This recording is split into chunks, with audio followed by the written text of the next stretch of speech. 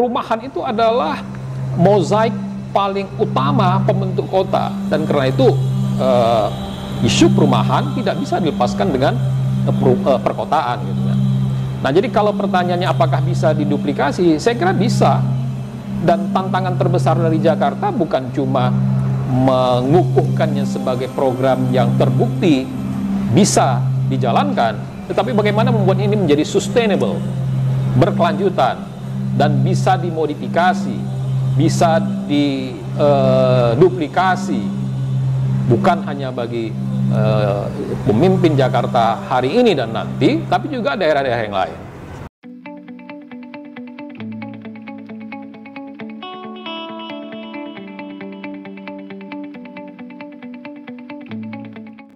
Assalamualaikum warahmatullahi wabarakatuh. Waalaikumsalam warahmatullahi wabarakatuh. Para netizen Asanusa Channel, salam santun mencerdaskan. Kali ini kita menghadirkan Ketua Umum Konsorsium Nasional Perumahan Rakyat, yaitu Bapak Muhammad Joni SHMH, yang kesehariannya juga advokat yang membuka kantor di Bilangan Menteng, Jakarta Pusat.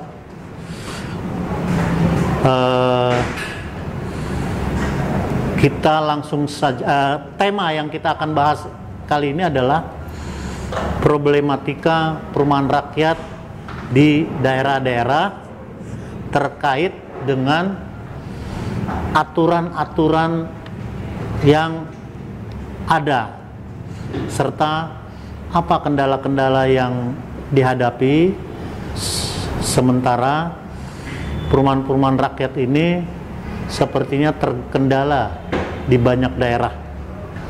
Untuk itu kita langsung saja menyapa narasumber kita, Bapak Muhammad Joni. Selamat malam, Pak. Selamat malam, Assalamualaikum Pak Ari. Siap.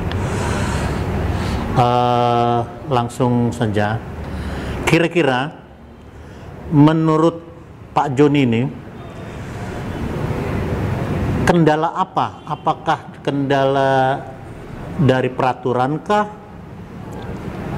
Atau memang kendala di lapangan seperti pemetaannya kah? Atau pengadaannya kah? Atau apa? Sehingga karena selama ini kan kita tahu penduduk di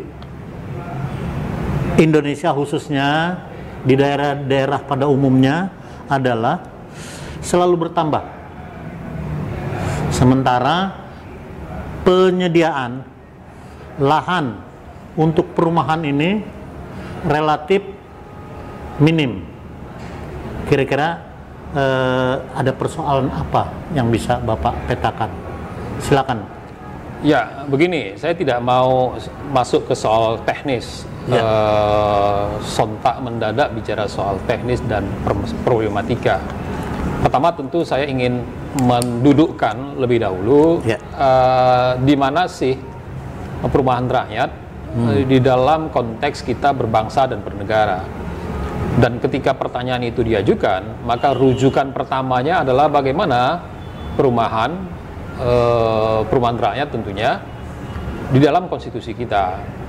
Nah, kalau merujuk kepada konstitusi Undang-Undang Dasar 1945, hak konstitusional perumahan itu tegas diatur di dalam pasal 28H ayat 1 Undang-Undang Dasar 1945 yang menormakan perihal hak bertempat tinggal. Jadi secara juridis konstitusional, negara dalam hal ini Indonesia sudah punya landasan juridis konstitusional yang sangat kuat untuk melaksanakan, memenuhi dan melindungi hak perumahan bagi rakyat Indonesia. Dan karena itu dia menjadi amanah yang mesti dijalankan oleh negara. Dan sebagai hak asasi manusia, tanggung jawab pemenuhan HAM itu ada pada negara, terutama pada pemerintah. Begitu pasal 28 I ayat 4 Undang-Undang Dasar 1945. Nah, apa implikasinya? Hemat saya implikasi daripada hak konstitusional itu adalah adanya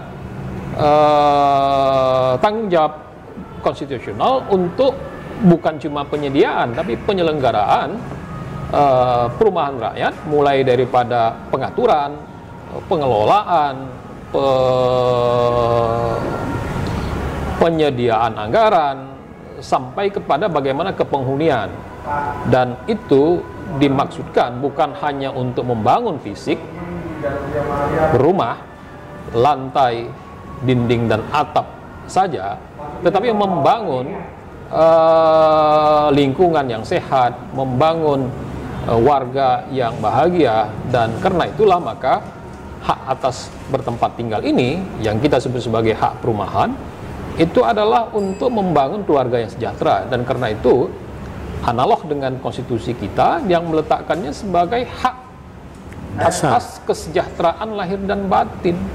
Dalam hal ini diderivasi ke dalam pasal 28H ayat 1 sebagai hak bertempat tinggal. Dalam hal ini adalah hak perumahan. Nah, ini yang kemudian harus dituangkan ke dalam undang-undang perumahan dan kawasan permukiman. Kita juga punya undang-undang rumah susun, dan karena ini dilaksanakan dalam konteks urusan konkuren perumahan baik pemerintah pusat maupun pemerintah daerah, maka harus dan muncul di dalam undang-undang pemerintah daerah, undang-undang Pemda nomor 23 tahun 2014. Nah, pertanyaannya adalah bagaimana kondisi kita? Kondisi kita hari ini adalah ya perumahan rakyat itu masih punya banyak soal. Dari soal kekurangan rumahnya atau yang disebut dengan backlog, kita masih sangat tinggi. Kemudian pengelolaannya, pembiayaannya, target grupnya yang bukan hanya kepada target grup masyarakat berpenghasilan rendah sektor formal saja, tapi pekerja mandiri itu menjadi segmen yang perlu untuk digarap, karena mereka adalah bagian yang mesti diberikan perhatian lebih spesial dengan affirmative action. Nah, bagaimana dengan pembiayaannya? Apakah APBN kita sudah cukup optimal untuk pembiayaan perumahan rakyat? Bagaimana mekanisme dan sistemnya? Apakah APBN kita sudah cukup berkeringat untuk perumahan MBR? Dalam hal ini perumahan rakyat. Pertanyaan-pertanyaan itu bisa dijawab dengan data bahwa kita memang masih membutuhkan langkah-langkah yang besar, kebijakan-kebijakan yang hebat, termasuk juga pembiayaan yang lebih dan lebih besar lagi untuk pembangunan perumahan rakyat. Karena perumahan rakyat itu adalah selain hak konstitusi juga hak dasar, dan dia adalah bagian yang harus dijalankan dalam konteks negara kesejahteraan. Pada banyak negara orang menyebutnya bahwa hak bertempat tinggal ini ya dalam istilahnya seperti pilar goyah dari negara kesejahteraan, karena masih banyak soal. Dia juga bersisian dengan apakah ini urusan publik atau urusan privat, karena banyak dimensi di mana perumahan juga bersisian, berhampiran, bahkan bertindihan dengan dimensi investasi. Apakah ini adalah mutlak secara utuh dan menyeluruh tanggung jawab pemerintah? Dan ini yang menjadi diskursus, dan karena itu diksi, kosakata dan konsep yang diajukan, dan itu yang muncul di dalam undang-undang kita menyebutnya sebagai perumahan rakyat, bukan perumahan full stop sampai di situ saja. Jadi yang membedakannya adalah bagaimana perumahan rakyat sebagai kebijakan sosial perumahan, kebijakan publik perumahan rakyat itu bisa mendorong negara melaksanakan tanggung jawabnya dan memenuhi kebutuhan dasar atas hunian dalam konteks negara kesejahteraan. Ini yang harus menjadi framing, menjadi dasar, menjadi orientasi ketika kita ingin mendudukkan dan mempertanyakan soal-soal krusial yang ada dalam konteks perumahan rakyat. Saya kira itu Pak Ri untuk sementara. Dalam hal ini kita kan sudah 77 tahun merdeka. Apakah di sini terlihat kurangnya goodwill dari pemerintah pusat terhadap perumahan rakyat ini ditandai atau diindikasikan dengan kurangnya pembahasan secara konstitusi, baik itu lewat legislatif, lewat atau gimana?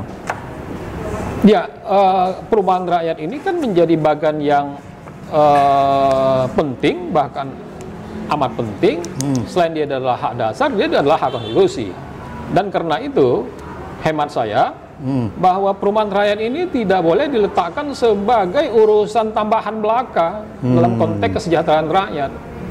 Sehingga misalnya, contohnya, negara melalui pemerintah harus punya sistem kelembagaan yang tangguh, yang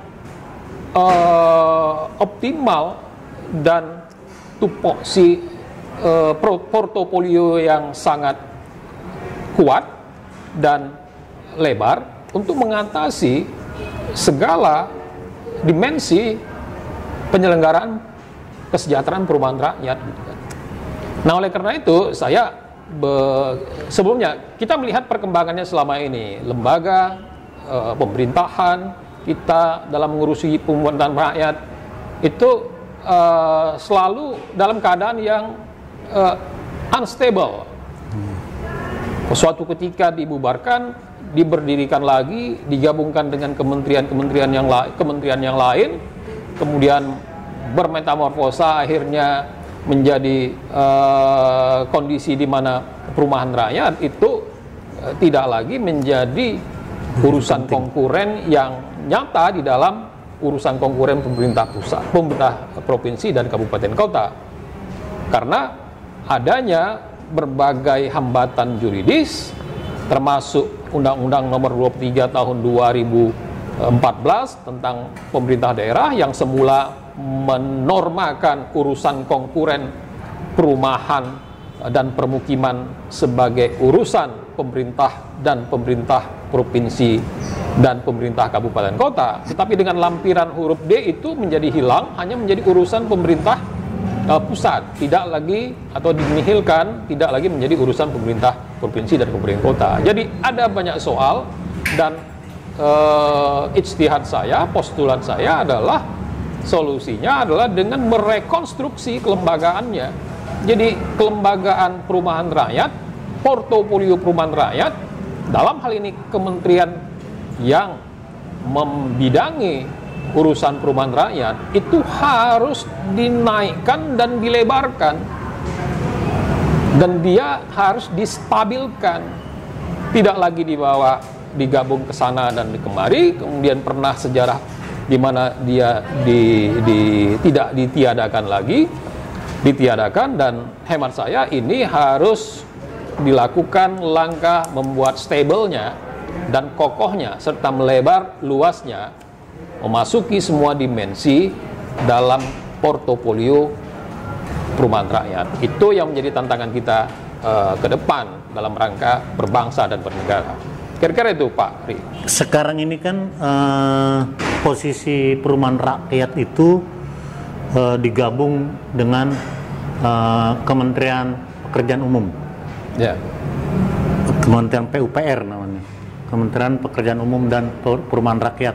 Sementara kita pernah tahu bahwa perumahan rakyat ini pernah selevel kementerian, gitu, yaitu Kemenpera ya. Pada masa sempat Pak Akbar Tanjung menterinya, salah satu menteri Menpera.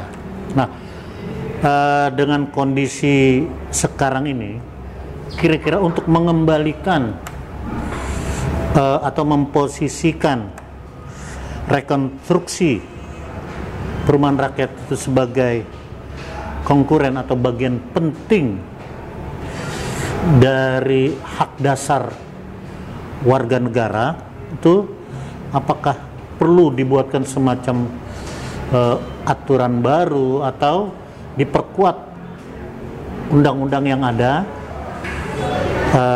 lalu peraturan daerah pun menunjangnya. Gimana menurut? Saya kira gini, kalau itu kan sudah kita berbicara soal tatanan berbangsa dan bernegara, bagaimana negara hadir dan memformulasikan kehadiran dan portofolionya ke dalam lembaga-lembaga formal yang ada, termasuk dalam hal ini adalah tentunya yang paling utama adalah eksekutif. Ya. Hemat saya yang kurang dan perlu terus-menerus dilakukan adalah merekonstruksi, menggali dan memformulasikan lebih kuat lagi, lebih bergizi lagi, bagaimana sih sebenarnya kita memahami perumahan rakyat gitu. Apakah perumahan rakyat kita hanya anggap sebagai pembangunan fisik perumahan, lantas ditawarkan kepada mekanisme pasar, kemudian dipersilakan kepada masyarakat atau MBR untuk memasuki pasarnya, kemudian disiapkan fasilitas subsidi pembiayaannya, kan gitu. Yeah. Atau kita justru pertama-tama harus merefleksikan bagaimana kita memperlakukan hak konstitusi ini, ya kan, sebagai kebijakan besar bangsa dan bernegara. Jadi hal pertama, poin saya adalah bagaimana hak konstitusi bertempat tinggal, dalam hal ini adalah perumahan rakyat, itu harus diangkat menjadi sebuah isu konstitusional yang penyelenggaraannya itu adalah bagian daripada ikhtiar kita untuk negara kesejahteraan dan ikhtiar kita untuk keadilan sosial, gitu kan. Sehingga penyelenggaraan perumahan rakyat bukan cuma sekedar program 1 juta rumah, bukan hanya sekedar memberikan fasilitas pembiayaan perumahan bagi masyarakat berpenghasilan rendah dengan skema subsidi. Tapi lebih penting dari itu adalah bagaimana kita meletakkan bahwa perumahan itu adalah kebutuhan dan tema sentral dalam pembangunan kesejahteraan sosial kita yang tidak bisa dilepaskan dan setarikan napas setara dengan isu kesehatan, pendidikan, portofolio pembangunan sosial. Disitulah kita harus meletakkannya, dan karena itu ketika program pembangunan perumahan rakyat itu bukan cuma menyediakan fisiknya, tapi memanusiakannya, menjadikannya sebagai bagian daripada tema besar negara kesejahteraan agar tidak menjadi pilar yang goyah dan bagian daripada kita ikhtiar untuk keadilan sosial, mengatasi kemiskinan perumahan rakyat itu sendiri. Ini yang harus kemudian kita rekonstruksi, kemudian kita kembangkan dalam regulasi yang lengkap dan dituangkan sebagai program, diturunkan ke dalam APBN, kemudian dibagi habis sebagai urusan konkuren yang konkret bisa dikerjakan, tidak dinihilkan dengan lampiran Undang-Undang Nomor 23 Tahun 2014 dan seterusnya, melibatkan peran serta masyarakat, peran serta dunia usaha, peran serta kelompok-kelompok yang memberikan partisipasi dan kolaborasinya, dan itu bisa dilakukan hanya dengan meletakkan ini pada konteks struktur kelembagaan yang kokoh, kuat, tinggi dan besar. Menurut Pak Joni, selama ini yang dilihat, sudah ada nggak pemerintahan daerah yang melaksanakan atau minimal mengaplikasikan atau mengimplementasikan perumahan rakyat di Indonesia ini? Ya, begini, kalau kita ingin menjawab pertanyaan itu, maka yang namanya pemerintah daerah, provinsi dan kabupaten kota, itu punya kecenderungan secara psikologis dan secara organisatoris untuk berorientasi patuh kepada undang-undang Pemda. Dan di dalam undang-undang Pemda memang diatur di dalam batang tubuhnya tentang urusan konkuren perumahan dan permukiman, dalam ini perumahan rakyat. Tetapi kemudian dinihilkan dengan lampiran huruf D undang-undang itu sendiri, sehingga urusan ini hanya menjadi urusan konkuren pemerintah pusat saja. Bahkan menyebutnya sebagai perumahan MBR, masyarakat berpenghasilan rendah. Bagaimana dengan masyarakat yang di bawah itu, yang homeless, yang tinggal di kawasan kumuh, rumah tidak layak huni? Nah, ini yang menjadi konflik of law dan dilema bagi pemerintah daerah. Tetapi pun demikian, pemerintah lewat Bappenas mendorong agar daerah punya inovasi, punya langkah terobosan. Dan ini yang muncul secara parsial dilakukan oleh daerah-daerah, sehingga belum ada benchmarking bagi semua daerah melakukan hal yang sama dan berpola serupa untuk penyelenggaraan perumahan bagi MBR. Syukurnya daerah banyak berinovasi. Pemerintah, saya tahu Bappenas mendorong bagaimana pemerintah daerah dengan urusan konkuren yang sedemikian, dengan kewenangan yang ada, melakukan inovasi, melakukan langkah-langkah yang bisa diberikan.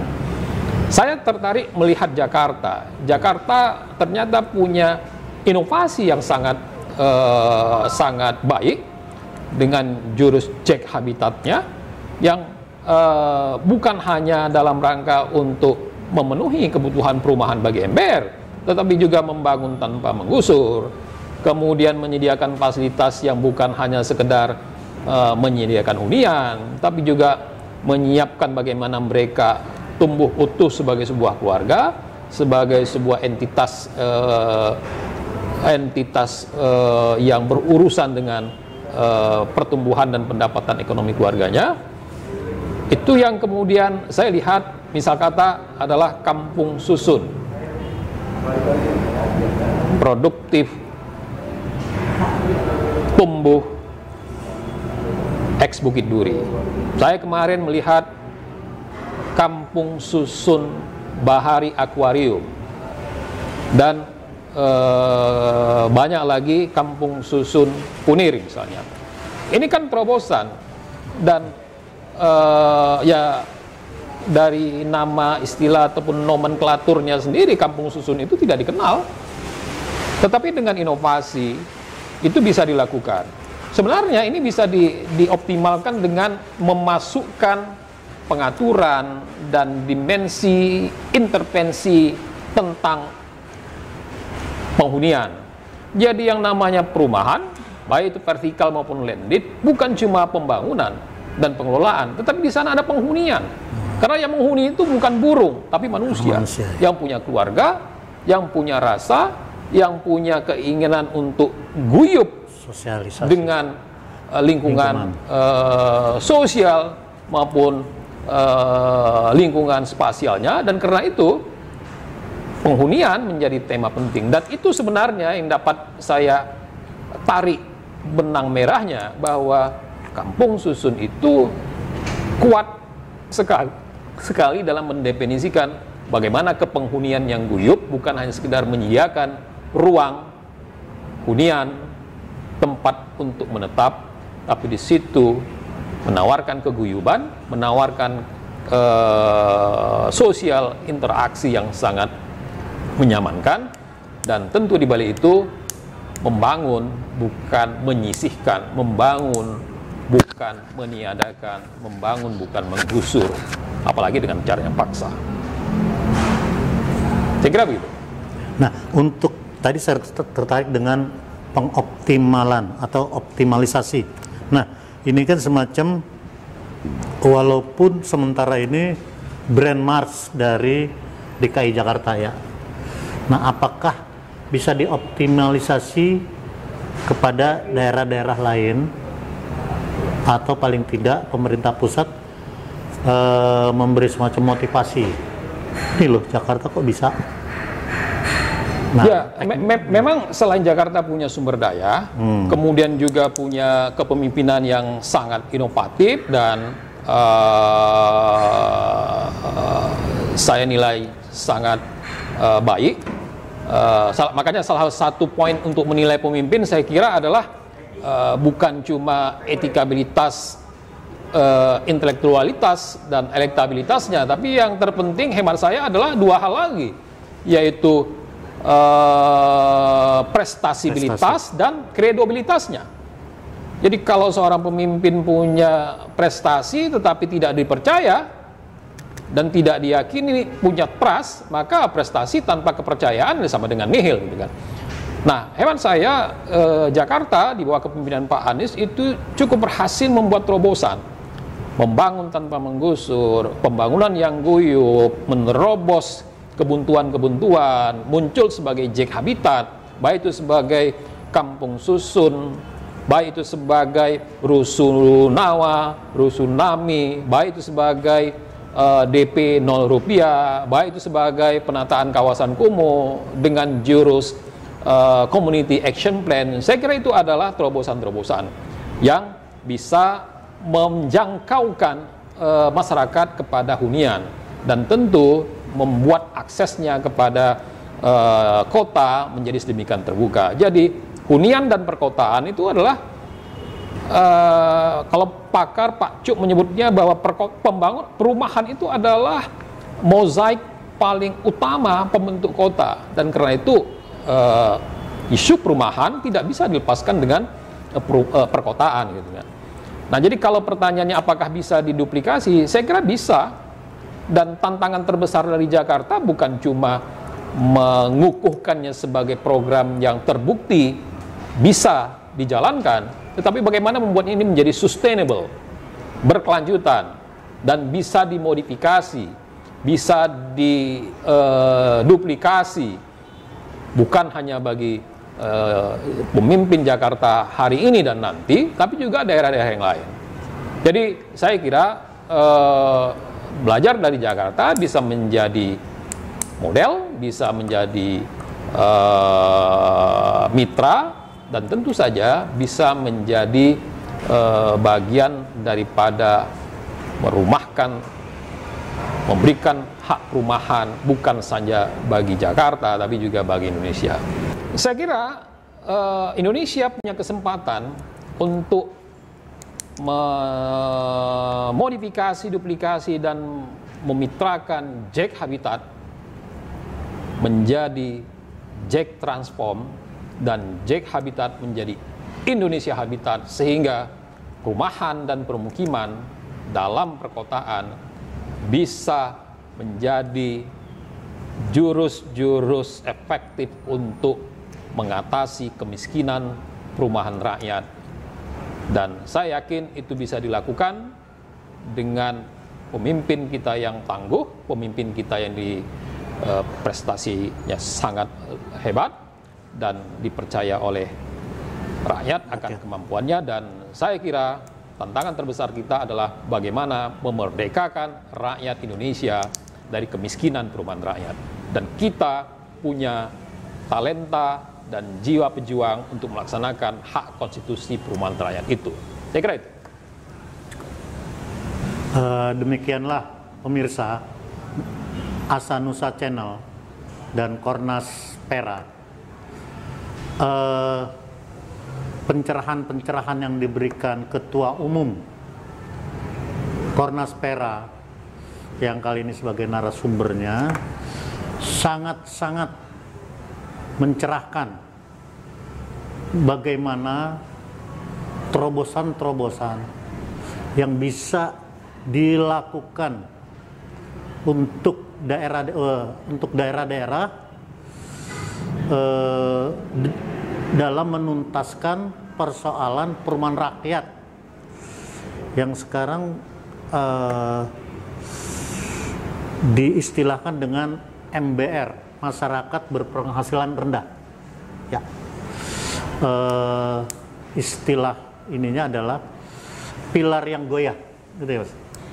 Artinya negara sendiri bisa menjadikan perumahan rakyat ini sebagai pilar yang kuat, sebagaimana bidang-bidang hajat hidup orang banyak lainnya, seperti pendidikan, kesehatan, dan lain-lainnya. Sementara itu yang kita bisa dapatkan pencerahan dari Bapak advokat kita yang juga sekaligus Ketua Umum Konsorsium Nasional Perumahan Rakyat. Dan ini menjadi pengetahuan bagi kita semua bahwa